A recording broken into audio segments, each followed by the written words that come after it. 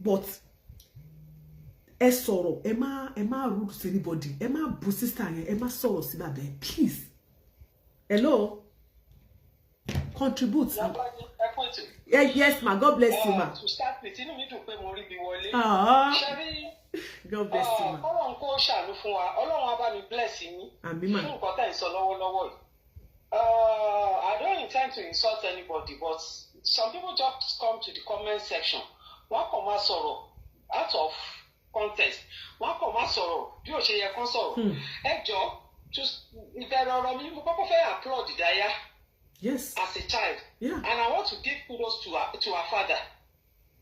This is a reflection of good training. Ìdáyà, I give it to you. Thank you. At a point, ibi tó yẹ kó tiẹ̀ ti rude sí yín gẹ́gẹ́ bí ẹnìkan. Ọmọ yìí kọ́ṣọ́ ara ẹ̀ bí ọmọ tí a kọ́ tó dẹ̀ gbẹ̀kọ́. For God's sake, why are we throwing insult at her? Just she has surprised. done the needful. She has simply defended what she needed to defend. Oh, no, man, now. Oh, no, man. Tó bá ṣe ìwọ ṣé wo ò ní sọ̀rọ̀ ni. Tó bá ṣe ìwọ ṣé ò ní sọ̀rọ̀. Tó bá ṣe ìwọ ṣé ò ní dúró. Tó bá jẹ́ pé mi ṣe mi ní dúró sọ̀rọ̀ bá fún mi. I will stand for my father. Yes. Now, don't blame her, please. Ìwọ ni mo fẹ́ bá sọ̀rọ̀. Mo fẹ́ rán ẹ sálàjì. Ọlọ́run á jẹ́ kí wọ́n túbọ̀ pẹ́ fún wa. Àbùkù kì í wá ẹni tí ò lórúkọ kiri o. Ẹni tó lórúkọ làbùkù máa ń wá. Láti kàn láti yẹ̀yẹ́. Èèyàn lèèyàn máa múra tó máa tún aṣọ ẹ̀ gírí. Ṣẹ́ni madam tó sọ̀rọ̀ kó tó di pé mo rí ibi pè wọlé. She has done a lot of talking. In fact, she has nailed it. Ìdáyà tẹ bá dúró sídìí pé nǹkan tí àwọn òṣìṣẹ́ ìfẹ́ lè máa ṣe. Àwọn ẹ̀yin orúkọ tí wọ́n kọ́ ló ń bàjẹ́ o. Yes. Orúkọ ilé iṣẹ́ àti orúkọ bàbá tiẹ̀ gangan ló wà in line nínú ọ̀rọ̀ tó wà nílẹ̀ yìí. Ó bà mí kò dùn mí. Kò lè dàbí alára òfo. Bẹ́ẹ̀ ni mo sọ. Ìjọ táláyé ti dáyé. Obìnrin yẹn ti sọ ó ti ṣàlàyé. Àlàyé yẹn dẹ̀ kún rẹ́rẹ́rẹ́rẹ́ àfẹni tí ò bá létí. Tí ò bá wà educated enough láti understand nǹkan tá à ń sọ yìí. Gbogbo àgbájọ téèyàn bá ti gbájọ tó bá ti kúrò ní orí 5, 6, 7 sense of entitlement máa wọ̀ wọ́n lórí. Wọ́n bẹ̀rẹ̀ sí ní gossip láàrin ara wọn ní àwọn òṣìṣẹ́ tẹ̀ ń wò yẹn. I will start blocking you people. I will block you. Ẹ̀yin tẹ́ ń búra yín, I will block you. Please, I don't have time for nonsense. I will block you. Ẹ máa sọ̀rọ̀ yín lọ mọ́ mi. Claim to right tí ò sí níbi kankan wọ́n máa lay claim to it, and that is on one hand. Yes, on the other hand, Iyaalaje, yes, ma. ẹ jẹ́ ká wo the other side ká tún padà wo síbẹ̀ wò. Yes, ma. where àǹtí àlọ́rọ̀ ara wa gẹ́gẹ́ bí ẹ́ńjìn mọ́tò lọ́rọ̀ ara wa èèyàn. Bẹ́ẹ̀. tá a bá ṣe ń lò ó tá à ń rage from one day to the other ló ń rẹ ara sí. Yọ tí ó bá break down báyìí kò ní sọ fálára gan. Iṣẹ́ tí Yorùbá dẹ̀ ń ṣe tó ṣe lọ́dún kìíní ṣe lọ́dún kejì ṣe lọ́dún kẹta bẹ́ẹ̀ lọ ara ń gbó ara ń rẹ̀. Ibẹ̀ yẹn ni mo fẹ́ kí Aláàjì ti kíyèsí tọkàn ti kíyèsí ara kó má yẹ kí àwọn nǹkan tí ò yẹ kó bà iṣẹ́ wọn èyí tó ti ṣe sílẹ̀ àti tó yìí ń bọ̀ wájú kó bàjẹ́. Whether you like it or not, let the management set a rule. If you must be with us, you must belong to so insurance láti take care health yín. Kò dìgbà tẹ́ ẹ bá sick tí kí n gbogbo kíní ìbá wà nínú tọ́lá ti ṣètò gbogbo kíní sílẹ̀ wọ́n á máa lọ fún check up. Lẹ́yìn bí wọ́n yé bá ń sọ̀rọ̀ I'm going to work at night. But láti àárọ̀ mo ṣẹ̀ wọlé kò ìpẹ́ ni kí ni mo lọ ṣe my annual mammogram. Nǹkan kò ṣe mí. Èmi náà ṣe tèmi December. Nígbà òtútù ti ránṣẹ́ wípé tó àsìkò tó bá ń ṣe ti tó. Ọdọọdún wá ṣe o. Anybody from 40s okay. Láti 40 every 2 years. But àwọn tá a ti wà ní mid-50s ti wá sọ́wọ́ ọ̀sàlẹ̀ lọ sí 60. Àwa àti di ọlọ́dọọdún ni. Bẹ́ẹ̀ ni ọlọ́dọọdún ni. Bàbá tó reduce ẹ̀ padà sí 2 years. Tó ti rí pé risk pé a lè ní kíní yẹn ó ti kọjá. Ẹ jọ̀ọ́ ṣọ́wọ́ mi ni mo sọ níbi tí mo lọ. Owó mi kọ́ ni mo sọ. Insurance ni. Níbi tí mo ti ń ṣiṣẹ́ nígbà tí lẹ́yìn tí mo wá jókòó ní ìlú tá a wà yìí mo ti ṣẹ́ láwọn ibì kan tí wọ́n wọ́rì nípa bó ṣe wù ẹ́ ni kó ṣe rẹ̀ àwọn rẹ́dì láti lù ẹ́ wọ́n gbé ẹ wọ́n tí ẹ out tó bá wù ẹ́ kó tọ́jú ara ẹ ó bá wù ẹ́ kó bá tọ́jú ara ẹ bọ̀ olúwa mẹ́tọ́ ló ń dẹ̀ tún ṣe ó gbé wa délẹ́bù kan débi pé àwa identified ó wá di pé ó ní àwọn ibi tá a ti lè ṣiṣẹ́ àwọn ibi tó lágbára ni tó máa insist pé you must have insurance. You must have insurance tó ń sọ yẹn ẹ bá wọn take care mi o èmi kọ́ ló ń take care o they are protecting themselves. Bẹ́ẹ̀ ni. Yes bó ṣe rí nìyẹn Ìyálájé two-way shot ní kíní yẹn they want you to be sound kọ́ lè rí ẹ lò pẹ́ at the same time wọ́n lè fẹ́ jẹ gbèsè wọ́n fẹ́ jẹ gbèsè. bí wọ́n bá ṣẹlẹ̀ àwọn fúnra wọn wà at a safer side because the law will hit them hard. Very very hard. Gbogbo nǹkan tí mo fẹ́ kí Ìdáyà kó tẹ́tí sí ni sit your dad down let your dad understand these people are doing the harm not to themselves alone but to us too because when I say to us mo ti kó the empire of Alhaji K1 mo ti kó papọ̀ tó bá dé àgbàdàgbàdà sọ̀rọ̀ ibi tágbà ń lọ tabari tó mú sẹ́ẹ̀rì lókùnkúndùn náà ẹ̀yin ọmọ the company continue tí o bá sí tó mú sẹ́ẹ̀rì lókùnkúndùn láàrin ẹ̀yin ọmọ I know he is not into orin kíkọ nìkan. He has other businesses. He has other businesses. Continue. So your name ó matter. Orúkọ wọn ó ṣe kókó. Ẹni tó bá máa ṣiṣẹ́ pẹ̀lú yín you must do this you must do that go there are lots of them. Ìyálájé tí bá ẹ jẹ́ kí n sọ fún yín the premium health tí mo lò ní Nàìjíríà látọdún gbọ́n when my husband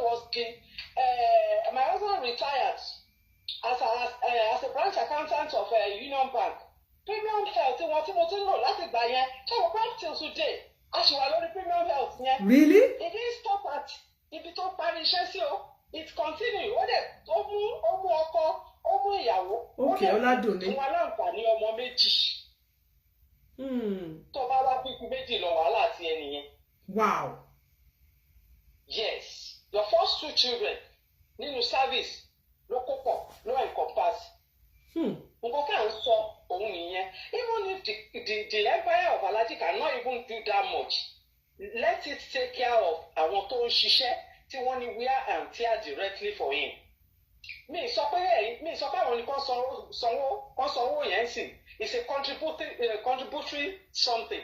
Olóye tó ń yọ nínú sálárì ọkọ mi olóye tí ilé iṣẹ́ yẹn ń san sí insurance yẹn sí premium health báwa fi ń gbàgbẹ́ tàbí ṣì fi ń gbàgbẹ́ tí bá wà nílé màá ṣì máa jàgbá ní ẹ̀dọ́là títí dọ̀la wọ́n ṣì ń send messages tí bá lọ Nàìjíríà lédè tí bá lọ hospital àǹfààní yẹn ni mo ṣì máa jẹ. So kì í ṣe torí nǹkan kan. Ẹlòmíì gan lára ìyàwó àwọn band boys àfẹ́ bímọ á lò á bímọ sí hospital. Exactly. So Ìdáyà please let your home ever the power divided against itself.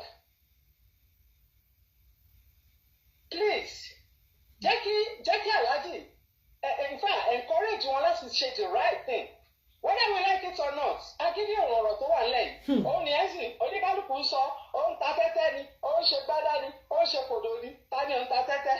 Ó yà mí lẹ́nu personal problem oníkálukú ọ̀tọ̀ọ̀tọ̀ ẹlòmíì mu sìgá ẹlòmíì mọtí. Ni mo fi sọ ṣé Alhaji kò ta tẹ́tẹ́ ni Alhaji náà ta tẹ́tẹ́. Tẹ́tẹ́ tó lówó kàn tá yàtọ̀ sí tẹ́tẹ́ tí akúṣe ń ta. Ó yàtọ̀ síra wọn. Ta tẹ́tẹ́ lórí ẹ̀ ò pé olówó tó ta tẹ́tẹ́ ó kọ́ ọ́ bẹ̀ kó olówó rẹpẹtẹ mú tó fi ta tẹ́tẹ́ ni. N tó bá wọn lọ́wọ́ ni kó fowó ẹ̀ jẹ bọ̀pọ̀ tó concern ẹ̀yin as a company òun ni kẹ́yìn bójútó contributory health care insurance. And it's very very important. The company will contribute at a certain percentage. Then you'll find out. Ask around. Do your searches online. There are so many of them. Every time I pay a particular percentage of their earning. And nǹkan tó ṣe máa ń fà á, Ìyálájé, ẹgbẹ́ fún yín ní kọ́kọ́rọ́ kan lédè, whether I agree with it or not. Nǹkan tó máa ń fà á tí àwọn private establishment máa ń sá òṣìṣẹ́ wọn for contributory insurance policy. Kò ju pé tó bá poorly remunerate àwọn òṣìṣẹ́ wọn, and I don't think Alhaji is remunerating them poorly. I don't think so. But whatever the case is, if they are poorly remunerated, wọn ò ní lè kọ́wọ́ wọn kú, because àwọn gan fúnra wọn ti máa judge ara wọn pé èló là ń sọ fún wọn tá a fẹ́ tún ní kó máa ṣe health insurance. Nǹkan tó máa ń sábà fà á tó ń fẹ́ kọ owó wọn bọ̀ nìyẹn. So Ìdáyà, ẹ̀yin lẹ mọ̀ which one lẹ́wà guilty of nínú ọ̀rọ̀ tó wà nílẹ̀. If they are poorly remunerated, make certain adjustments ẹ bá lè make, and make sure ẹ compulsory ẹ pé wọ́n gbọ́dọ̀ ní health insurance. Health insurance yẹn ṣe kókó. Ó ṣe kókó. Àǹtí mi ṣé ẹ mọ̀ pé mo fi ọ̀rọ̀ tẹ́ ẹ sọ tí mo fẹ́ kí yín lẹ́yìn mà. Ní ìsìn báyìí wọ́n ní owó ẹ̀ ti di 250,000 naira per month. Ẹ jọ̀ọ́ nítorí t'Ọlọ́run, ṣé owó yẹn kó kàn máa fi jẹun ni? Ìjọ lè tọ́jú ara ẹ̀, ṣó lè wòsàn fara àbí máa jẹun títí tọ́lọ́jọ́ máa fi dé? Àbí kó máa dóde miracle? Àbí ẹ understand? Àbí ṣówó yẹn tó gbé lọ hospital ṣó tọ́jú ẹ̀? Níbo ní Nigeria of today? Owó yẹn ò lè tọ́jú ẹ̀. Níbo ní Nigeria of today? That is ibi tẹ́mi gbàṣọ mọ́ lórí wẹ́rẹ́ jẹ́ nìyẹn. If they are poorly remunerated, something should be done so that when they make necessary arrangements for their health insurance. Yes. Tí bá lè bá ṣiṣẹ́, tí ó bá gba owó tó bá ń gbowó tí ò lè tó nǹkan. Princess fún mi listic àbí nǹkan, I will block you now. Ó bọ́ nìkan máa fún ìyàwó jẹ kó tó fọ́mọ jẹ kó tó tọ́jú ìyàwó kó tó tọ́jú ọmọ. I know. Ẹni tí ò gba owó for 3 weeks tó ti jáde tó ti ṣe fídíò sórí social media tó ti àdórí group rada tó ní kó máa bá ń bẹ ọ̀gá relationship yẹn ogo kò díà why tí kò ṣe pé band àbí captain band wọn pé ẹ bá mi ṣe báyìí sọ́gà why tó fi post ẹ̀ sínú group gan why tí ò fi jẹ́ pé orí kó fún captain nìkan pé ẹ jọ̀ọ́ bá mi send ẹ̀ sọ́gà so nǹkan kan ń ṣẹlẹ̀ láàrin yẹn náà pé mo fẹ́ kí gbogbo wọn gbọ́ kó dìbà lè gbọ́ la ti ń sọ lójú ọmọ ẹ̀. Whether we like it or not, something is wrong somewhere. Something is not right. Yeah. Wrong somewhere. Shall I understand, Iyaalaje? Bẹ́ẹ̀ni mà, mo agree pẹ̀lú yín. Our only really diagnose and let's figure it out, Dada, but we know. We just want to be careful. And reason that if I were careful, even the so-called man that were involved in this whole issue issue. Kò ṣe ẹni tó ṣe tẹ́ bá wò dáadáa ejò ní tí ò ṣe nẹnu fún. Ẹ wo ọkọ yẹn dáadáa. Yìí mo ti rí ṣe mọ̀ pé ó ti gba owó January lọ́nà 21st ó gba owó February lọ́nà 22nd so 500 ti wà lọ́wọ́ ẹ̀ orí yàtọ̀ then òun náà á ti ronú wípé àṣìṣe lòun ṣe. Àṣìṣe lòun ṣe exactly. Ìpè okay irú ẹni tó jẹ́ bíi báǹdì irú sister Ìdáyà ń ṣe kó jẹ́ pé bóyá ó ní access wọn mi mọ̀ bóyá ó ní access àwọn people yẹn kó send ẹ̀ kó jù sí wọn pé ẹ jọ̀ọ́ ẹ bá mi bá ọ̀gá sọ̀rọ̀ kí àwọn mẹ́bà gan má gbọ́ irú Gàjí kó send ẹ̀ sí Gàjí àbí kó send ẹ̀ sí Báyọ̀ alága ṣe àwọn sọ pé ṣé wọn ní ṣiṣẹ́ lé lórí. Èèyàn tó máa make a move tí màá yẹn make yìí irú èèyàn tó lè make a move bẹ́ẹ̀ yẹn òun ni ẹni tí ó wà intelligent. That guy is not intelligent because ọlọ́run má jẹ́ kí n wà nínú shoe yẹn o may God forbid o if I am in his shoe mi ò ní sí ìjáde I would have done so many things tí mo ní evidence of it tí wọn ò dá mi lóhùn kó tó di pé mo jáde màá wá jáde with the evidence but you have done nothing. Ó ní sí àwọn tó bá ń ṣiṣẹ́ ọ̀mọ́pọ̀ wà nínú position kọ́kọ́ mú ìkí place. Àwọn yẹn tí wọ́n tún ìdágbàgbà ní Ìdáyà ti sọ́ọ̀sì pé àwọn ò mọ̀ gan bó ṣe ṣe pé ó ti pẹ́ tó ti ń jókòó sórí iṣẹ́ à wọ́n láwọn mọ̀ kó ti worse but wọ́n mọ̀ kó sick. Exactly. So kí wọ́n lè sọ gbogbo eléyìí tó kọ́kọ́ ṣe yẹn òun ni mo ṣe agree pẹ̀lú Ìdáyà pé intention ẹ̀ ò pure.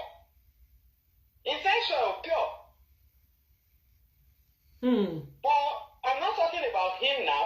I'm talking about other future occurrences because whether we like it or not, if the bank continue their present system, tó fi ń run ẹ̀. Wọ́n ní ẹ máa gbọ́ o, àwọn tí mo dárúkọ, Ìdáyà ní he has access to Mr. Gaji, he has access to Honorable Bayo. He must have access to they do things for him aside bad issues. So why tí o gbọ́dọ̀ wọn lọ? Why tó jẹ́ pé orí group ló send yes? Ó wá ti ìyàwó ẹ̀ wọ́n dẹ̀jọ́ mọ̀ ń pẹ̀ because ìyàwó ẹ̀ sọ pé ibi táwọn send yes sí nìyẹn. Ìgbà tó dẹ̀ when he was talking the first video yẹn kò mú phone dání o, ẹnìkan ló record ẹ̀ o, ẹnìkan ló ṣáná sí loud o. Wọ́n record ẹ̀ ní now ìyàwó ẹ̀ dẹ̀ sọ pé group làwọn send yes sí, why tí wọ́n ṣe send yes sí àwọn tí wọ́n mọ̀ pé wọ́n jọ ní relationship. So something nǹkan kò yé wa gbà táwa dẹ̀ rí a dẹ̀ ní láti analyze it because ó ti wà níta dẹ̀ lè blame wa. Kì í ṣe pé ayé ti kọ àwọn à ń tarí níta la analyze. Báwo ló ṣe data? Another question. Story for another day. Ẹ̀yin rẹ̀ máa lọ ṣiṣẹ́ yẹn tẹ́ máa fún wa lánṣàn gbò báyà. Tẹ́ máa lọ ṣiṣẹ́ yẹn láàrin ara yín. I beg you, I beg you in the name of God. Try and talk to Alaji. Torí àwọn because afẹ́ akọ̀ tí nǹkan tó yẹ ká ṣe tẹ́ ẹ̀ bá ṣe àwọn traitor kan ṣì máa jáde láàrin báńdì yẹn with something like this because whether you like it or not people will continue to get sicker and sicker. Wọ́n máa ṣe ń lo ara lára màmá wí àti màmá tíà and they will expect much from Alaji and the foreman and God láàrin gbogbo wa kì í ṣe gbogbo bùkátà everybody làlájì máa gbé. Torí gbogbo òṣòwò láyé ó ń ṣòwò láti jèrè. So but tí a bá ti fi ọgbọ́n ṣe débi pé èmi mú járálẹ̀ ìwọ mú járálẹ̀ ok tí àìlera bá tiẹ̀ dé ó níbi tí ẹ ti kọ́kọ́ máa gba ìtọ́jú dé náà kó tó di pé ẹ máa wá ké gbàjáre sí. Gbàjáre sí social media then we help. Kò sí big deal bẹ́ẹ̀ kò sí àfẹ́ kí nǹkan kan ṣe ẹnikẹ́ni. Exactly nǹkan tó yẹ kó jẹ́ bó ṣe yẹ kó jẹ́ gangan nìyẹn. Tó bá ìdáyàgọ́ wò help you. Amen. Ọlọ́run á gba inú ẹ sọ̀rọ̀ Ọlọ́run á dẹ̀ lù ẹ́ láti set it right. Please a contributory health insurance. Wọ́n dúpẹ́ lọ́wọ́ yín sísá Ìdáyà ń dúpẹ́ lọ́wọ́ yín wọ́n ní thank you so much wọ́n náà appreciate yín mà. Please it's paramount. Please, thank you so much. Yes. Ẹ ṣé gan mọ́mì God bless you ma ẹ ṣé ma o God bless you because that is what we are saying. Kì í ṣe pé okay video nígbà tí mo pé máa yẹn tí mo kọ́kọ́ gbọ́ pé ó sick nígbà tó sọ pé ó lọ sí London tó tẹ̀lé ọ̀gá ẹ̀kọ́ àwọn àlọ́ sí London tó sọ pé ó sick wọ́n ló ń jókòó sórí àga ìgbà àwọn èèyàn ti observe pé ẹsẹ̀ ń dùn àwọn ará London sọ pé ẹsẹ̀ yìí nǹkan kan ṣe àwọn kan sọ pé àbí ó ní kidney problem àwọn kan sọ pé bóyá ó lé gbọ́ àdá àjìnà pé bí a diabetes nǹkan kan okay oríṣiríṣi story ìgbà tí èmi pè tó bá jẹ́ pé mo fẹ́ fi gba àwọn àlòrúkọ jẹ́ ìgbà tí mo pè tí mo béèrè question lọ́wọ́ pé mo gbọ́ nǹkan báyìí wọ́n lẹ̀ sick ẹ gbọ́ kí ló ṣe yín ìtọ́jú wo lẹ̀ ń gbà I played last yesterday 2 days ago I played our conversation you all listen to it nígbà tó ṣe sọ mi pé oye báyìí òun máa wá every room no ẹ má worry máa get back sáwọn tó sọ fún mi ṣé mo ever sọ̀rọ̀ lé lórí mi jáde láti November last year kí n sọ̀rọ̀ kankan lé lórí not until ìgbà tí mo rí fídíò yìí ní ìjẹta pé ẹnìkan ní sẹ́ẹ̀dẹ̀ ẹnìkejì sẹ́ẹ̀dẹ̀ ẹnìkẹta sẹ́ẹ̀dẹ̀ àyàn sí àwọn níta ló wà ní fídíò tó ṣáà ń sẹ́ẹ̀dì ìgbà tí mo máa click gẹ́gẹ́ iṣẹ́ tá a ṣe máa ní ṣé màánù tí mo pè lọ́jọ́ yẹn náà lélẹ́yìí kan tó jẹ́ kí n gbá analyze ẹ̀ nìyẹn iṣẹ́ wà fún yín láti ṣe nínú ilé Ìdáyà hello kọ́là ẹ káàsán Ìyálájé God bless you ma ẹ ra ma ẹ káàbọ̀ ma ẹ tún ṣe o yes ma ẹ jọ mo fẹ́ bá yín dá sí ẹ bá wa dá sí ma God bless you you are welcome ma yes ma ṣe rí Ọlọ́run kó ṣàánú fún wa àmín number 1 ẹ ti sọ síwájú ẹni ẹni tó bá lókìkí ni wàhálà máa wá kápá bẹ́ẹ̀ ṣe understand ẹni tó bá gbóhùn mi àmọ́ tí wọ́n sọ̀rọ̀ ṣe understand yes ma ṣe rí number 1 American bílẹ̀ mi náà wà tẹ́bá wo number mi. mo rí i pé lórí America lọ bẹ́ẹ̀ ni. níṣẹ́ ló jẹ́ wípé ilé iṣẹ́ tèmi ti ń ṣiṣẹ́ yìí this is my 13 year America ní ìṣẹ́ tó bá ń ṣiṣẹ́ ní hospital or tó bá ń ṣiṣẹ́ IT bóyá ó ṣiṣẹ́ níbi iṣẹ́ tó ní coverage dáadáa we depend on gold card or insurance. bẹ́ẹ̀ American bill. Mo ti rí Nàìjíríà náà tó jẹ́ wípé ń kú lọ nínú ilé báyìí ẹlòmíì torí ẹ̀ tó ignorance ó parẹ́ sínú ìlú yìí. bẹ́ẹ̀ ni tó ti bá ìwé ẹ̀ tó bá ìwé ẹ̀jẹ̀ tí wọ́n ò lè lọ hospital bẹ́ẹ̀ ni. tó parẹ́ tí ò lọ sí hospital ṣe understand pé òun fẹ́ kọ́ sí lówó òun fẹ́ kọ́ bèrè owó lọ́wọ́ òun fẹ́ kọ́ ṣe gbá òun fẹ́ kọ́ ṣàlù ṣé níbi téèyàn bá rìn mọ́ òun ló máa mọ̀ mọ́ irú bí iṣẹ́ tèmi ti ṣiṣẹ́ mo ṣiṣẹ́ ní very big company tó jẹ́ pé tẹ bá máa ka state bíi 32 or 35 states Femi's health lifestyle. You're welcome.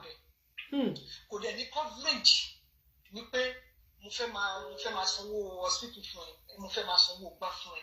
Ṣé understand? Ní health insurance ní tẹ́tí ṣiṣẹ́. Tó bá gbé plan yẹn wá, wọ́n ti sọ fún yín pé iye báyìí náà máa yọ. Even nínú America ẹ̀ máa sá ni pé wọ́n máa yọ gbogbo àdúró owó báyìí nínú owó mi. Èló ni mo fẹ́ kó délé. Ká má ìwà sọ Nàìjíríà.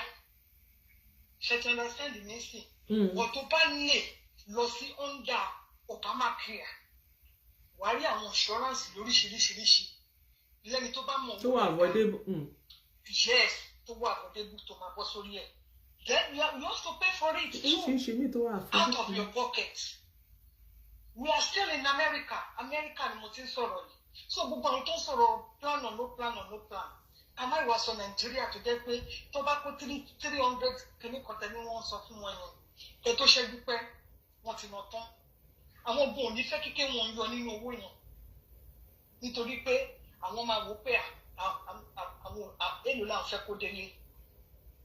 Meanwhile, kẹ́wọ̀n ti ṣerú ẹ̀ fún wọn tẹ́lẹ̀ rí tó ló ń gbé ẹ̀jẹ̀ àwọn ọmọ kan tó ń fi ẹ̀jẹ̀ àwọn ṣe.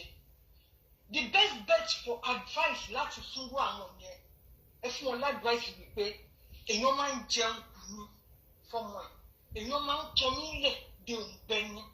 Even in America, o máa tọ́ nílẹ̀ de òǹgbẹ́ni. Mi ò sọ mo ní àwọn èèyàn tó ń ṣiṣẹ́ o níbi tí ó jẹ́ pé wọ́n ti ń yọ owó wọn, but àwọn míì wà àwọn onígbà kan yọ wọ́n máa ní wọ́n fẹ́ yọ èlò náà fẹ́ yọ.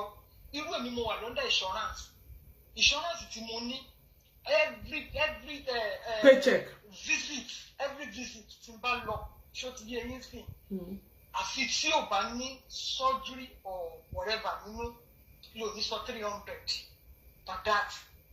Ṣé ti understand me sìn oríṣiríṣi ní pẹ̀lẹ́pẹ̀lẹ́ ni o ẹlòmíà dẹ̀ ti jókòó àti wò pé èló ni mo fẹ́ gbà tó fẹ́ máa yọ eléyìí ní every visit to the doctor. Ó dẹ̀ tún ní under insurance yẹn ó ní every iye tẹ́tí máa san lóṣooṣù under insurance tẹ́ bá ti wà tí ó ṣe ó depend lórí iṣẹ́ mi àbí kó depend lórí iṣẹ́ mi. Nǹkan kan tí mo lè ní mo tún gé mi níbi iṣẹ́ mi tí ò sí gbogbo lè bẹ̀ òun ni pé Ọlọ́run má jẹ́ kó tààyàn kú. Wọ́n ṣe insurance yẹn tó jẹ́ pé tó bá kú wọ́n lè fún ní $50,000 out of their own company wọ́n ti máa san.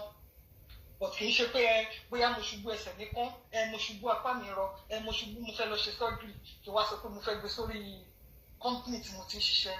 Hell no. But irú company tẹ́ ti ṣiṣẹ́ yẹn. Yes ma.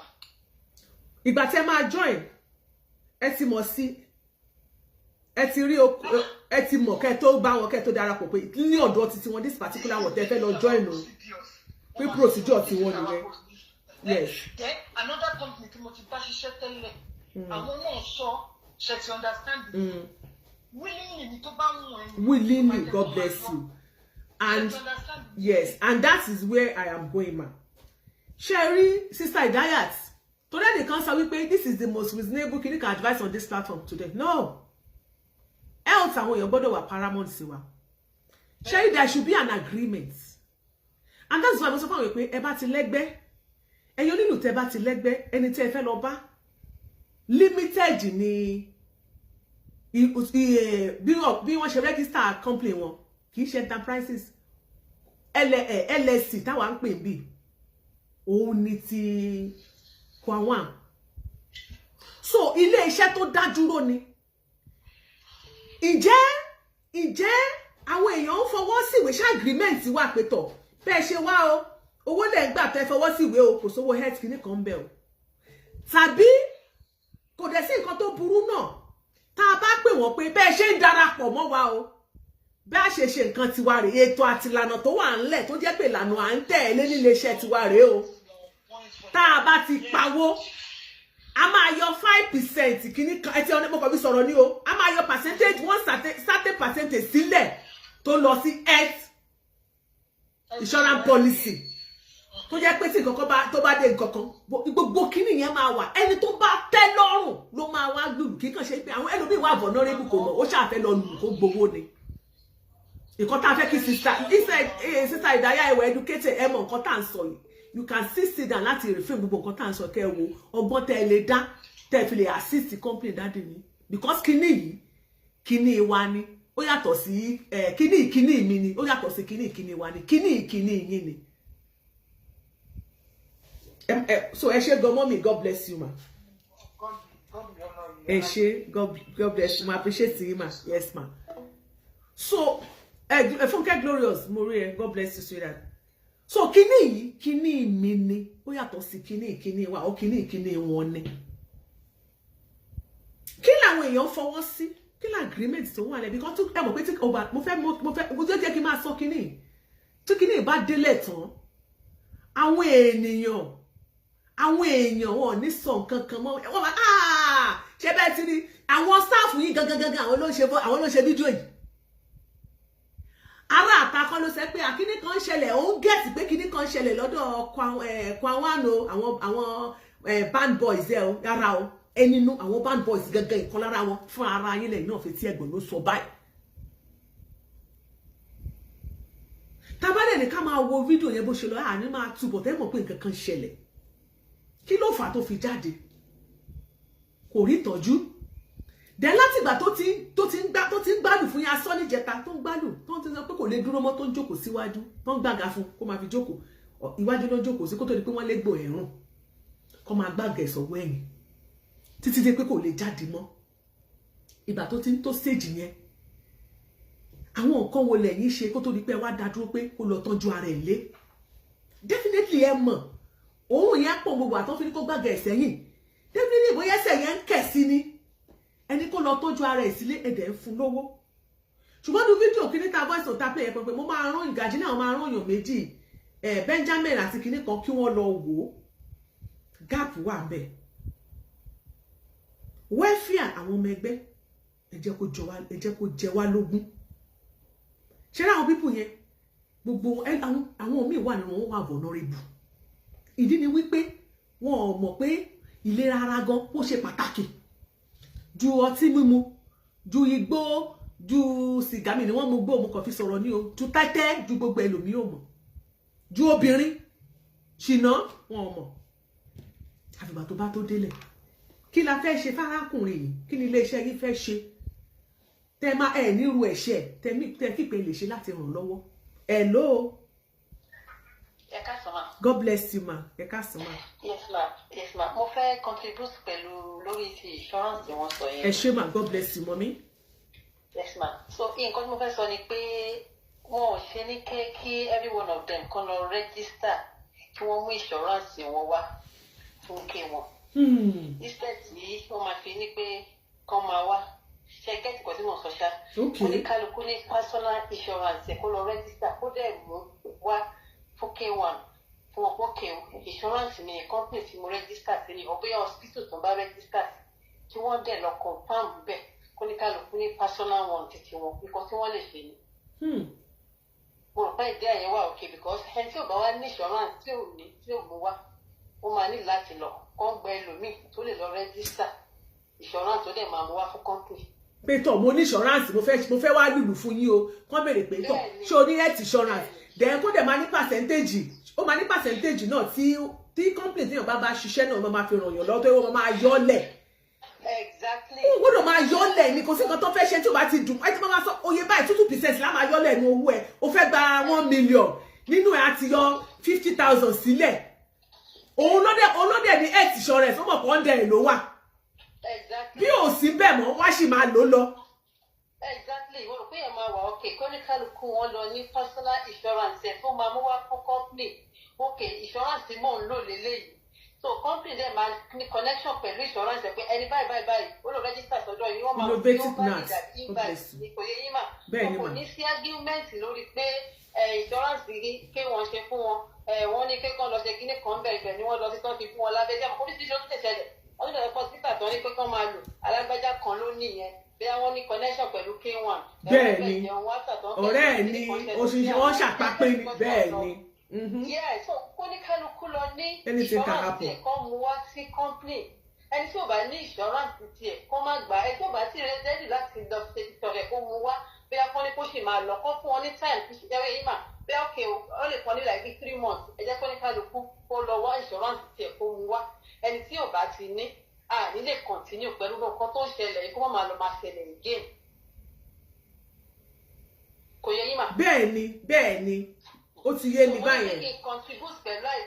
ẹ ṣé mà. kó má lọ di pé K1 ní pé because tí tọ́ba ní kọ́ bẹ̀rẹ̀ sí ni máa yọ kó máa kọ́ register under K1 àwọn bá ti sílẹ̀ padà ṣẹlẹ̀ again so ká lè save side K1 ká lè save side àwọn workers wọn kó ní kálukú lọ register fún insurance tiẹ̀ tó bá rí kó pay away ẹ̀ kó ní kálukú ló ní state tó sì máa ń wá tọ́ba ní kọ́ wá register ṣé kò sí táwọn kan ń gbé nìbàdàn ó tún lè ní ànọ́dá fi lọ́wọ́ pé èkó lọ́ ní ká máa wá sí èmi ń gbé nìbàdàn. ẹlòmíì ò gan ọmọ tí wọn health insurance lára wọn.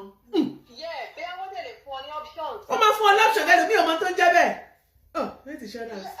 àwọn tí ń dín pẹ̀lú àwọn tó jẹ́ pé wọn ò fi bẹ́ẹ̀ kàwé sí wọ́n ní láti jẹ́ kí àwọn àìmọye àwọn tó wá sí ìlú òyìnbó tí àwọn náà wọ́n ṣe ń kàwé tẹ́lẹ̀ tí wọn ò mọ̀ kankan ẹlòmíì ò mọ̀ nípa insurance bọ́ tó bá ti wá sí ìlú òyìnbó náà ọmọ gbogbo àtàwọn pay náà most of us náà láti nàìjíríà ẹlòmíì ò mọ̀ nǹkan tó jẹ́ insurance ẹlòmíì ò yí mà tàbá débi ìbàyí la máa mọ̀ pé o gbọ́dọ̀ ní insurance agbọ́dọ̀ lọ máa ṣẹ́ kára wa so wọ́n ti wà ní the middle of àwọn tó jẹ́ pé wọ́n kú díẹ̀ káàtó fún bí a ṣe pè wọ́n bẹ́ẹ̀ mi ìfẹ́ sọ̀rọ̀ tó mà ó yẹ yí mà wọ́n ní láti enlighten wọn náà at the same time so yẹ yí mà kọ́ lè mọ̀ pé kínní ó wà very important láti lè máa ẹjọ́ bá ti ní insurance ó gbọ́dọ̀ máa lọ láti máa lọ fún check up so tó bá ti wá mú insurance ẹ wá tí a lè ti confam òkè oníṣọ́ránsì tó tọ́ tó bá wá wù ẹ́ lọ síbẹ̀ láti lọ máa check ara ẹ̀ yẹn mọ̀ pé adult là ń sọ̀rọ̀ ọ̀pẹ yìí wọ́n ti ní àwọn tó ti lọ́mọ tó ti dàgbà wà nínú wọn kò yẹ yín mà so wọ́n lè máa baby sit wọn bí a ti sọ bẹ́ẹ̀ because kí wọn náà wọ́n ní láìsí wọn náà láti lè máa monitor láìsí ẹ̀kú confam pé ìyá dọ̀tọ̀ ti ń bímọ táwọn náà ti ń dàgbà ṣé yẹ yín mà so mo rò pé wọ́n jẹ́ kó ní kálukú lọ ní insurance kí wọ́n mú wá sí company tó bá ti ní so company ló máa ní láti lè confam ṣe àpò oríṣiríṣi ọdún lè lọ forge láti lè lọ máa continue láti lè máa ṣiṣẹ́ but for them láti confam okay insurance yẹn lè register pẹ̀lú wa òṣù èyí mà so tẹ́ni tó bá wù wọ́n láti lọ máa kú check up wọn personal issue tí wọ́n nìyẹn ṣé èyí mà. yes ma. mo bí yà ń kọ́ tí mo sọ bí yà ń make sense. bẹ́ẹ̀ ni ma. but I will advise pé kọjá kí all of them lọ ní personal insurance or whatever tí wọ́n bá lè register just for kí come wá sí company kọ́ dẹ̀ confam rẹ̀ so àpò ní máa ṣe pọ́n mi sí omi ò tó because tẹ́lẹ̀ ìbá lọ báyìí mẹ́ẹ̀ká tọ́ra wa. ìní ìtumọ̀ àwa tí ò bẹ́ẹ̀ ni. bẹ́ẹ̀ ni. ẹ ṣé mà. so mo fẹ́ fi contribute ma. ẹ ṣé mà yes ma.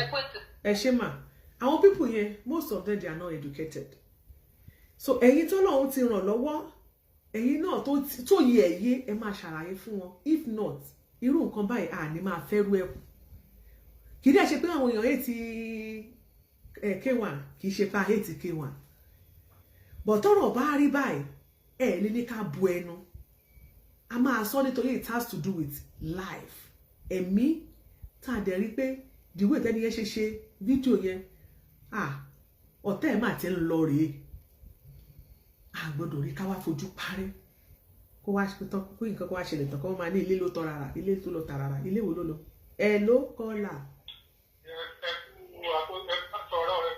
yes sir ẹ ṣé sir God bless you sir. suggestion pé mi fẹ́ mú wá. yes sir. kàn lè mú wá ni pé ṣé ẹ mọ̀ pé dẹ́fà ìbá wà nílùú ìgbé adẹ̀ fi ń san owó ìṣọ́ra. There are some companies bá ṣiṣẹ́ tó yẹ pé at the beginning of every year wọ́n ní kẹ́ ẹ mú report to physical examination wá. bẹ́ẹ̀ni yes physical yes bẹ́ẹ̀ni sir. physical examination ni ò bá. àwọn ọmọ tó ń ṣe sport gan àwọn ọmọ wa tó wà ní school tó wà ní high school tó ń ṣe sport gan lọ́dọọdún náà ń ṣe. èmi ò bá rọ aláàjì pé every beginning of every year kí àwọn bá ní ẹgbàá wọn kó wọn sọ ní physical examination. So that wọ́n lè mọ ẹ̀ta kìí ṣe hospital doctor aláàjì ni wọ́n sanwó fún ni wọ́n lọ bẹ̀ kìí ṣe pé wọ́n kàn lọ hospital kan wọ́n lọ mú wá. Wọ́n ti ní doctor tí ó ṣe physical examination fún wọn báwo lára ẹ ṣe rí sára ẹ̀ já pé.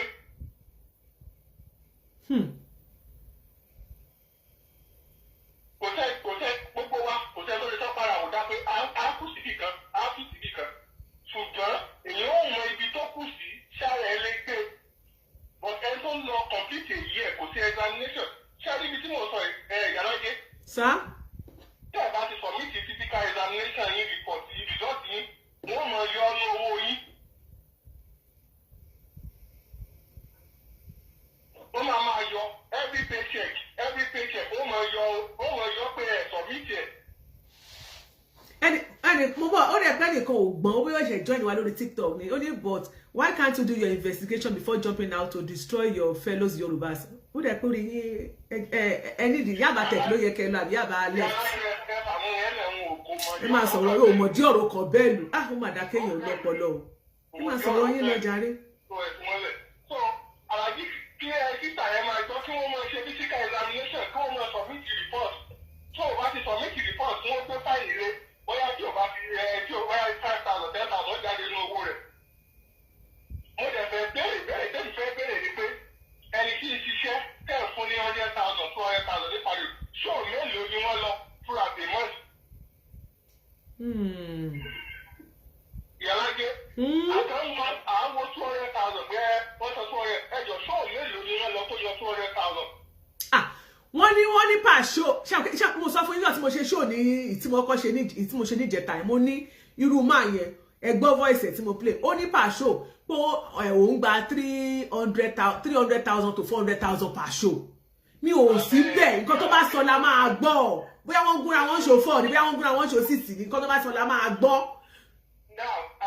but tó yẹ bá wá pàdúró owó yẹn ó yẹ kí bóyá bí health kìíní kan insurance kìíní policy kan kó lè dè mọ́lẹ̀ pókè irú tó bá ṣe show 4 bóyá tó wọ̀ ẹ̀ ti wọ bí 1 million excuse me tó ti wọ 1 kìíní kan percentage báyìí là ń yọ sílẹ̀ ti insurance tó ń gangan mọ̀ yìí pé oye percentage ni wọ́n ń yọ ní orí paycheck ohun àbí lórí salary on every month ó ti wọ̀ kí anytime tó bá sick káàdì ló máa mú lọ hospital.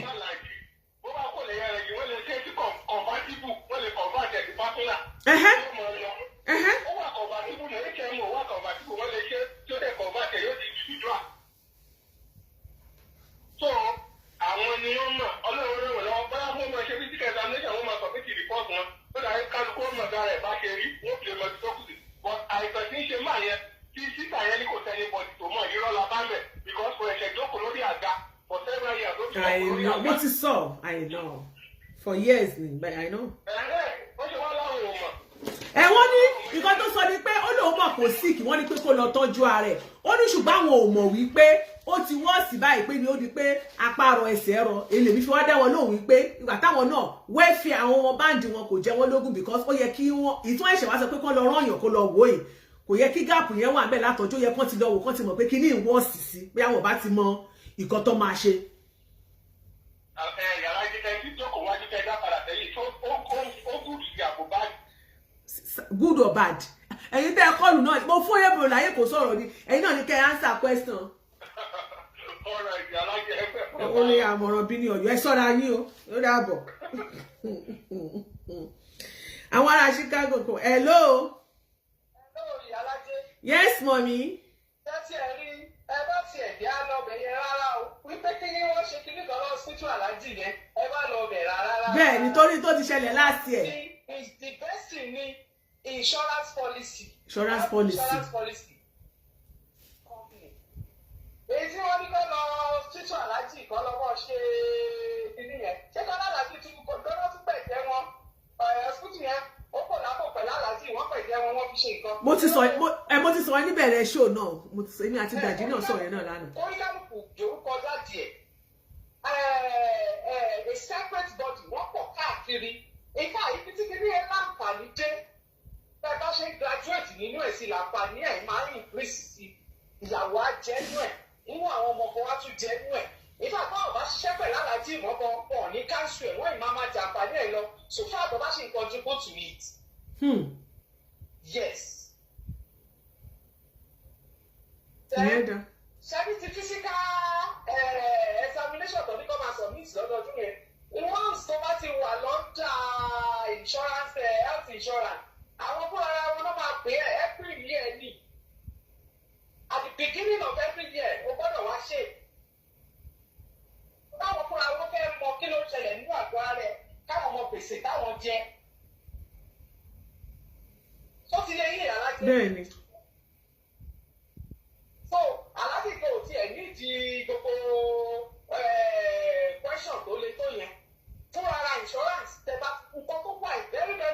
banks do ó ní wọ́n ti ní insurance that is the moment tó bá ti ní health insurance ẹgbàgbé yòókù gbogbo problem yòókù ti wà solved ibi tí wọ́n bẹ̀ kọ̀ọ̀dẹ̀ kù sí lọ́nà má jẹ́ àríkò ṣe dáadáa láìsàn bá wá fẹ́ gbòdì kan nínú ara ó wá ti di pé káfá solicit help wá sí.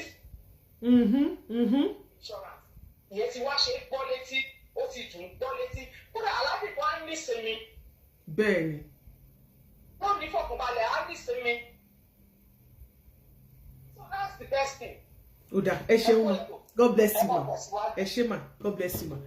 ṣé wá ní kinní kan tó tún wá tí ò tún wá yé mi tẹ́ bá wo fídíò tí ọ̀gbẹ́ni yẹn ṣe níjẹta ó sùn lẹ́ni ó lóun ò lè gbápá òun ò lè gbẹ́sẹ̀ ó wá ń sọ̀rọ̀ gbogbo èèyàn ní ọlọ́run mi o ìgbà tí 500,000 dí ọwọ́ ẹ̀ ní bọ̀dá yẹn bá jókòó àṣẹ wọ́n lè jókòó dáadáa wọ́n bá jókòó wọ́n bá wọ t-shirt ìtọ́kànṣe yẹn wọn ò wọṣọ kò báṣọ dé lára wọn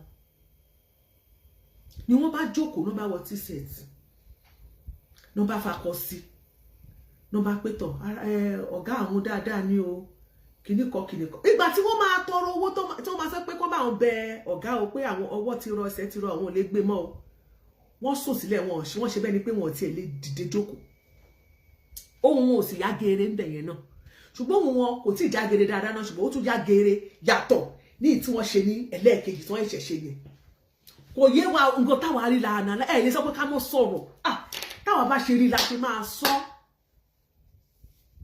ṣùgbọ́n a mọ̀ pé bọ̀dá yìí ara ẹ̀ ò yá ó ní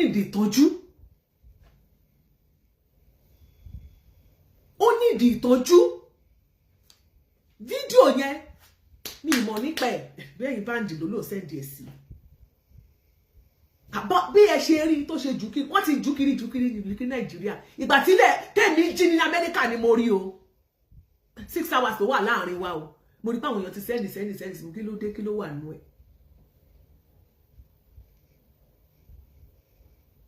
band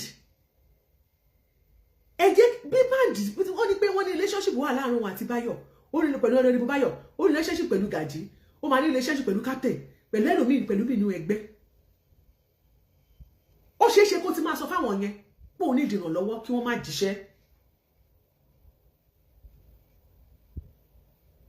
àmọ́ ó ṣeé ṣe kó ti máa tọrọ ìrànlọ́wọ́ lábẹ́nú tí wọn ò mọ̀ bọ́ngàn tá a mọ̀ ní pé lóòótọ́ ó sick bọ̀ bó ṣe wá wọ́ọ̀sì tó àbí bó ṣe ṣe tó a ò mọ̀ ìtaari náà la máa sọ.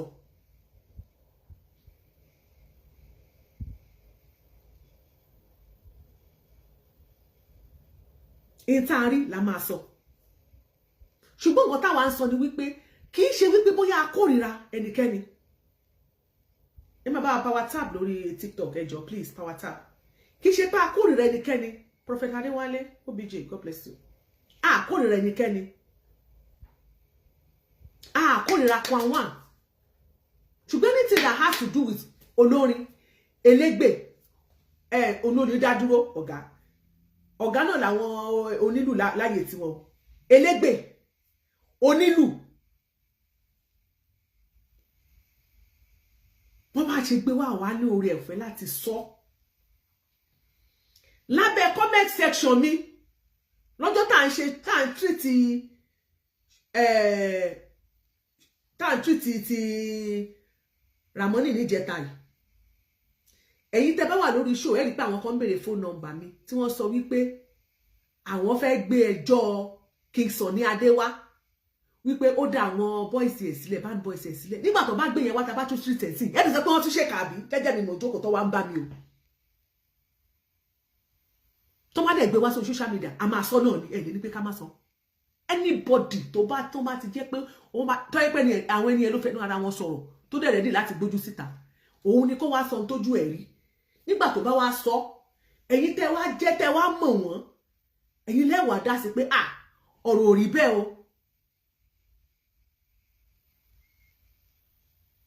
ṣótọ́ wọ́n ìdáyà ní ọ̀nàrẹ́bù ó ní Ìyaalaje ó ní ọ̀nàrẹ́bù Báyọ̀ àti Gàjí àtọkù Gàjí ó ní does not even need láti jíṣẹ́ all they need to do is ṣàkàntì ẹ̀ pàṣẹ pé ó dá ẹ lọ ṣe nǹkan báyìí fún lágbájá why tí kò gba ọ̀dọ̀ wọn lọ why tó jẹ́ wípé ó ṣẹ̀ṣẹ̀ dúró dìgbà tí kinní yẹn tó ti wọ̀ lára kó ló máa pariwo mú kinní kan kó tó máa pariwo síta ìgbà tó dẹ̀ máa pariwo síta why ìtọ̀sẹ̀ ló lọ́yọ́ why tí kò gba right channel tí ò gbà lọ ìyẹn kù láàárín òun àti àwọn báǹdì yẹn ó kù láàárín òun àti àwọn gúrùpù wọn dẹ̀ nínú àwọn ọmọ gúrùpù gan ta ló ń gbé jáde síta is another question ta ló ń jù síta báwo ló ṣe ń jáde síta báwo làwo ṣe ń lù síta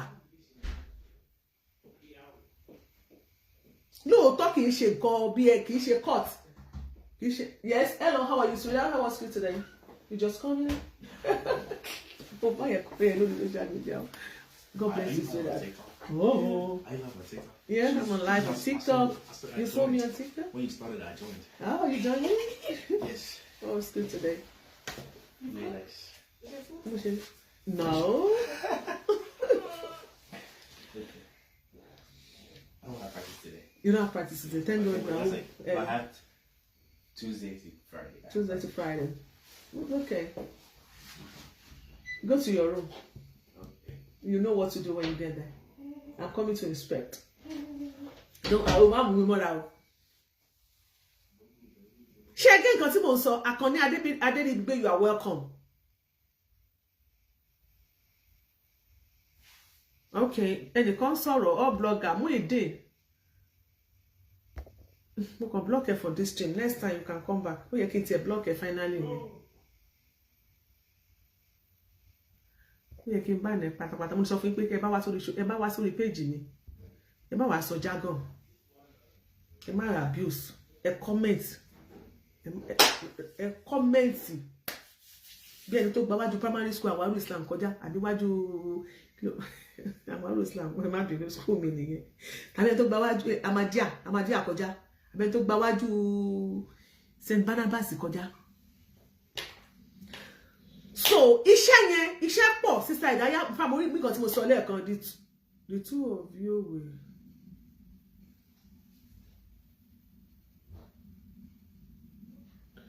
apá kò lè gbé ẹsẹ̀ abandon him never his motives were out to hang out okay weekly packs àwọn ò mọ̀ okay weekly packs check sister Idaya what I'm saying is this it has happened ẹ ti mọ àwọn èèyàn ti mọ advice wa lóríṣiríṣi ẹ lè pé gbogbo àwọn tó ń sọ̀rọ̀ lórí àtàárọ̀ kò sí ìtàlẹ̀ kó dànù bẹ́ẹ̀ because àwọn olórí pípé ló ń sọ̀rọ̀ please àwọn nǹkan kan wà tẹ́yìn náà lè ṣe tó jẹ́ pé this thing kò ní repeat ara ẹ̀ mọ́ for future occurrences please do something needful bóyá agreement ló máa wà but let me tell you something kò sí àwọn tí ẹ bá lè wà lọ́dà bó ṣe pé èèyàn bá ní ọmọ ọ̀dọ̀ health ẹ̀ ó gbọ́dọ̀ jẹ̀yàn lógún oh godfather godfather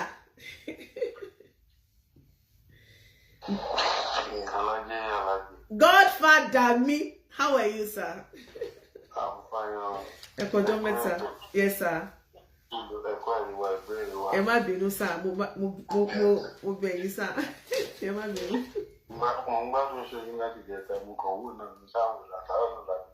Wow. Era sir. Yes, ma. Sorry, keeping this in real to everybody does it. Yes, sir. Give your opinion to tell me. Actually, come one, more like one, that's only me like one. Due to people who are emotional law, but Lori or to one layer must be candid and be sincere. The way you cut on our question continue coffee baby because only Catofino Junior, a Jaka coffee Jurawa. Then see Bella when we start on the Tobasso Funyo, we go for a logo. So she worried. No, gbogbo nǹkan táwọn èèyàn ń sọ látara ó rírí wà òkè ó make sense ó dáa tó ní kí Kwamu àkóṣe ẹjọ́ Ìyálájé ní gbogbo àwọn tó ti ń pè tó ti ń complain kọ́ṣe ìṣòro àkọ́ṣe gbá kọ́ṣe mélòó ló ní establishment pẹ̀lú staff tó ti ṣerú ẹ̀rí bá sọ fún pé zero rẹ̀ ní bílẹ̀ fún ibi tí problem àwa èèyàn tá wà lórí social media wà ní. Lórí point eléyìí mo máa bá kẹ̀kẹ́ wọn lórí pẹ̀lú bí mo ṣe gbọ́ gbogbo àwọn videos tẹ̀ play àwọn analysis táwọn èèyàn sọ gbogbo ẹ̀ tó bá jẹ́ pé 80% gbogbo fídíò tí àwọn èèyàn ju àwọn gàgì nǹkan kan tó sọ yẹn tó bá jẹ́ pé ó mú 80% ni wọ́n fún màá yẹn lówó lọ́sẹ̀ẹ̀sẹ̀ létà tó padà di oṣooṣù kudos to Kwamwan. ṣé rí bí ọmọ bá ṣe la ṣe ń dànù ẹ̀ bẹ́jọ́ bá dẹ̀ ṣeré bẹ́ẹ̀ ṣe ń gẹ̀. A lè fi system European country kàfiwé ti Nàìjíríà.